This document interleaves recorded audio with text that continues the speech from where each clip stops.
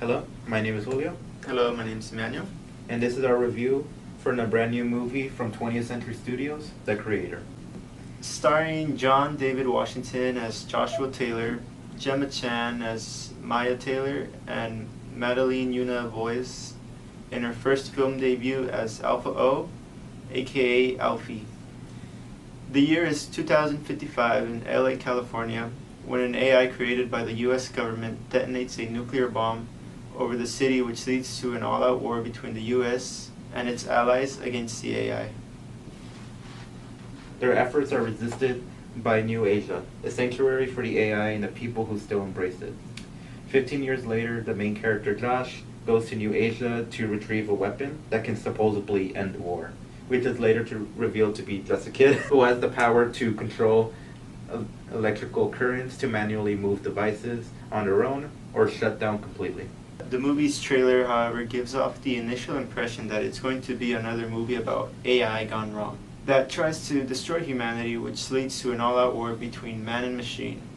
However, that's not the case. The movie drives into a much deeper plot with more twists than initially anticipated. It explores human nature and what can be considered sentinel, as like the AI in the universe doesn't necessarily share the same desire or instinct to kill the human race. Because if you think about it, the AI robots are only programmed to assist us in our daily lives. They gain the desire to preserve life, their surroundings, and of course their own existence.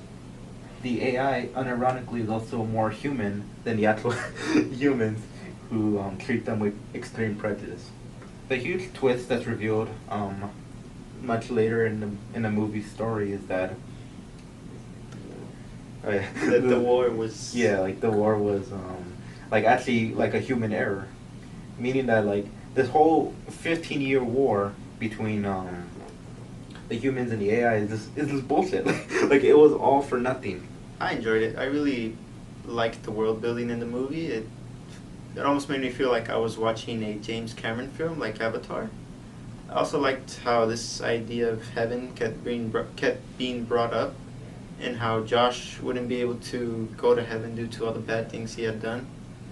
But after going through his own redemption arc, he's able to, at the end, reunite with Maya using the copy of her brain that Alfie put in. And for some people, heaven is seen as being able to reunite with deceased loved ones, meaning that, like, in a way, Josh was able to basically attain his own heaven.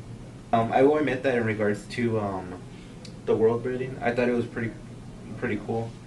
One of the things I thought was interesting, because like me, I'm not super familiar with a lot of like sci-fi like movies and whatnot. I thought it was pretty interesting that like in this world that like humans can like choose if they want like replicants to be built off them, because there was a moment in the middle of the movie, like as they're trying to get away from like the army and whatnot, that people can choose to have replicants of them. Like he sees a couple of times like in the subway, like there's a few like women that look like Maya, and he's just like like holy crap.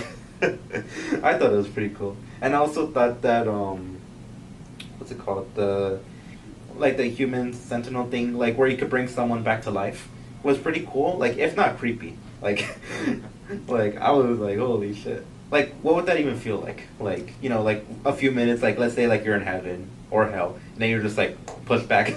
I thought that was pretty cool. But, like, in regards to the plot, though, I will admit, though, that there were some parts of the movie that did feel, like, a little predictable and a little obvious. Well, so, unfortunately, it looks like we won't get a sequel, however, as, the movie had a budget of $80 million, and it did surprisingly well with its visual effects. However, it only made a total of I believe it was $79 million at the box office. Out of like 80 million. Out of its 80 million. Yeah, and honestly, like that's a damn shame. In all honesty, because like I thought it was like such a good movie.